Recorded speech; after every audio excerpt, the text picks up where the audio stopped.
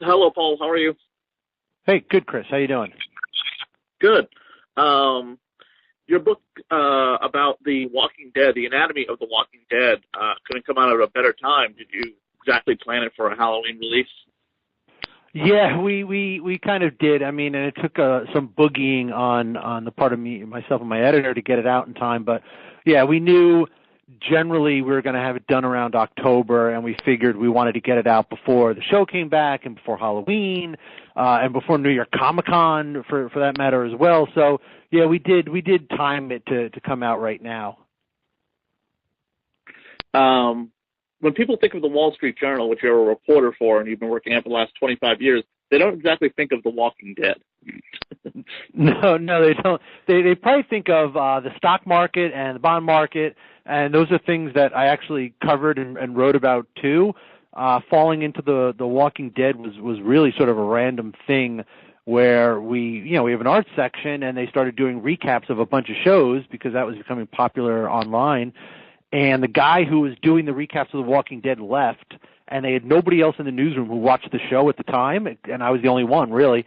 So they asked me if I would do it, and I said, sure, I'll do it. I would love to. I was a fan of the show. I had watched it since the premiere, so I knew it, and I started doing it, and it just got pretty popular, and I built a little following, and I started doing more arts things. Like it kind of became almost like a secondary beat for me.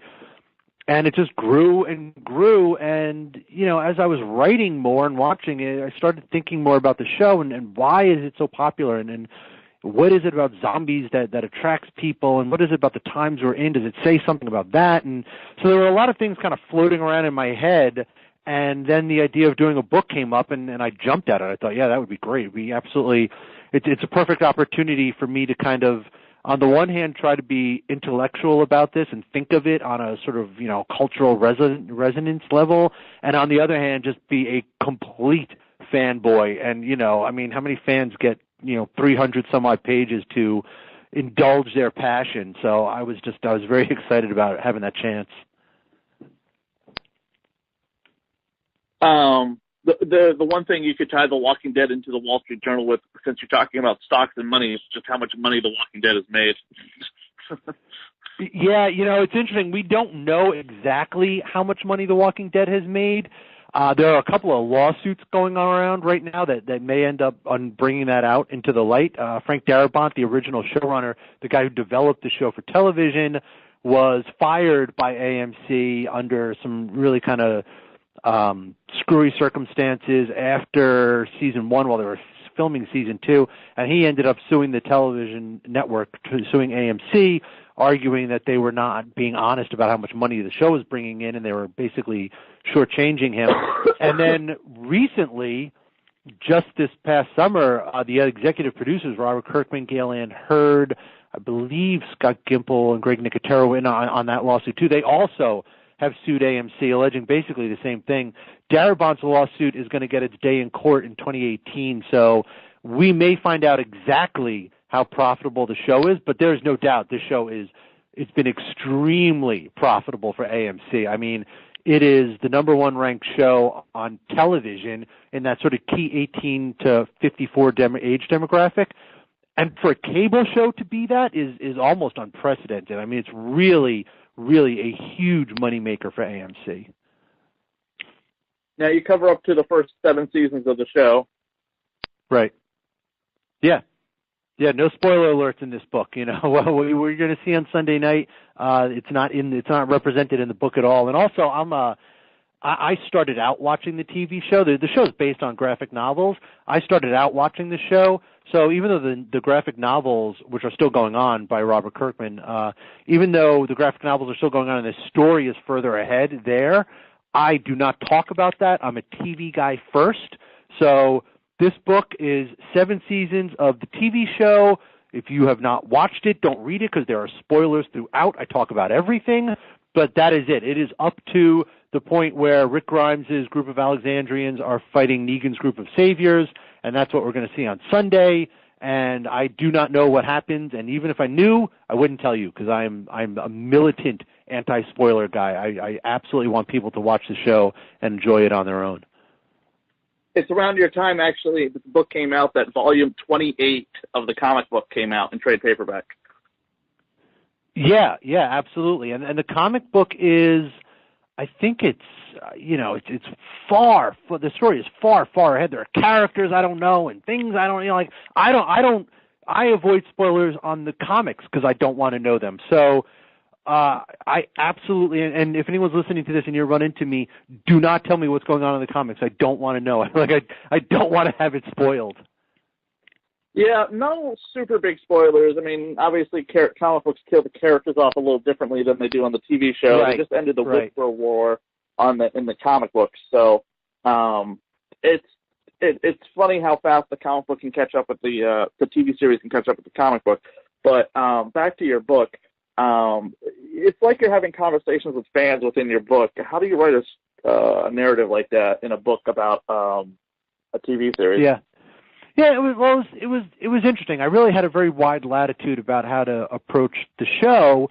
So some of the chapters are very self-contained, and it's, let's look at, does this show have a political point of view? Is it about politics? Is it about, does it have a religious point of view? I mean, but then other parts are just pure narrative. It's because the big question is, why is this show so popular? And if you're going to answer that question, you have to go and talk to fans. So it's one thing to kind of talk to people on social media, talk to people that you know personally, because, my mother's a fan, my sister's a fan, I have friends at work who are fans. But, you have to go out into the world and find the fans. And the way I decided I was going to do that was by going to one of these conventions, one of these they call them Walker Stalker cons. And they are Walking Dead conventions, and they are 3-day conventions that are dedicated to the show. And a lot of the actors go, and a ton of the fans go, and they get a chance to meet and talk to each other. And so I went to one in Charlotte in December, and I just spent 2 days randomly walking up to fans and asking if I could talk to them and getting their stories.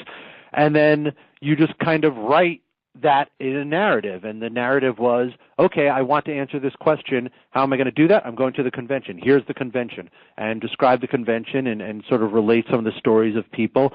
And so that's how I did it. So you just kind of put that into a narrative, and you're telling a little small story within this larger story that becomes the whole book. Which character on the show do you relate to the most? I don't know which character I relate to the most because there are no Northeast journalists on the show. But well, I was going to say because you work for the Wall Street Journal, I was going to say maybe you relate to Lucille the most because of hard-hitting facts. Oh, that is thank you very much. That's good. Yes, that's a good one. I will tell you my favorite character on the show, hands down, is Carol. I love Carol. I love what Melissa McBride has done with the character. I'm proud to say I was a Carol fan before she became really popular and really big. I really saw something in that character that spoke to me, just in terms of her being a very average person who was thrust into these really, really unbelievable circumstances and was struggling with it and how to survive in it. And so I really think there was something about Carol that even though, she's a woman, I'm a man, it was very different, but there was something about that character that was very universal and very much spoke to me. And so I was a huge Carol fan before she became Carol, Rambo Carol that we know now, this big, almost, full-fledged action hero. So, I don't know, I would say Carol.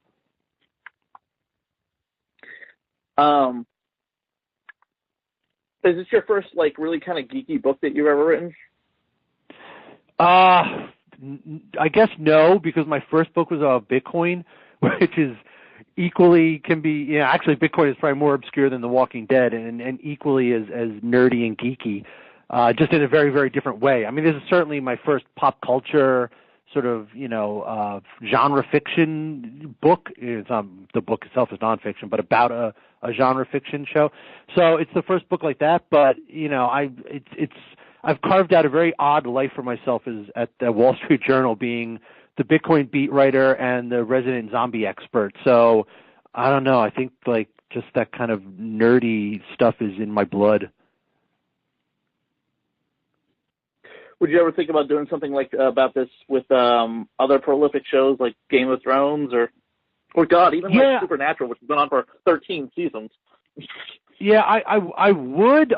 The problem is it would have to be a show that I really watch, and there's I don't watch as much television as it might seem, just because I just don't have as much time. I love Mr. Robot. I think that is an absolutely great show.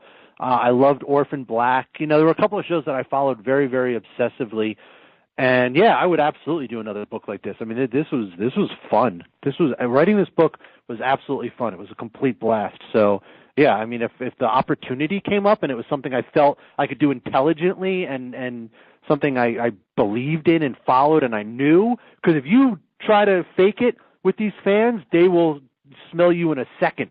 These shows, especially The Walking Dead, but a lot of shows, they have their fan bases and they have their obsessives, and if you try to fake your way through them, they will sniff you out sniff you out like a zombie in a second. So if it was a show that I liked and I felt I could do, yeah, I would absolutely.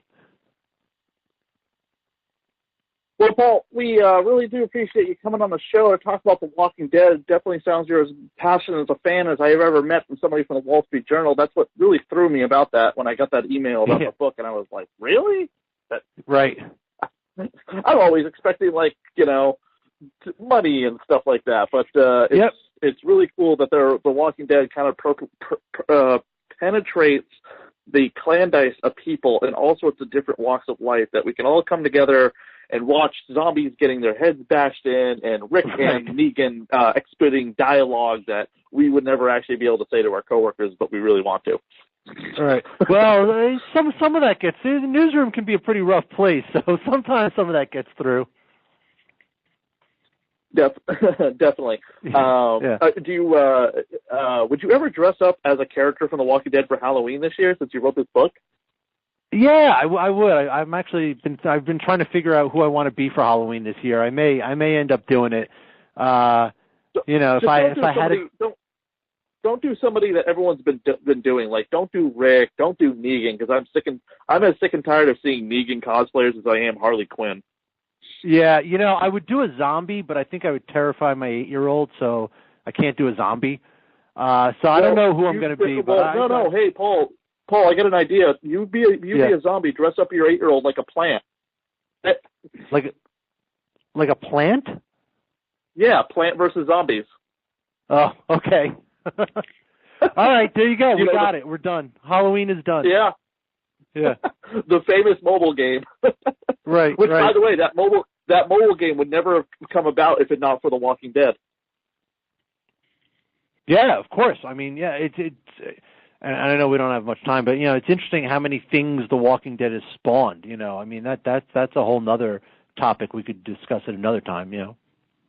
Yeah, and if everyone enjoyed this conversation, you can pick up basically the same type of conversations that Paul has in his book, The Anatomy of the Walking Dead.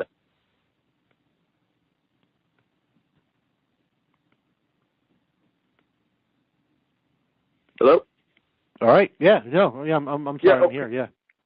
Yeah. Sorry. That was our segue out because I figured we were out of time.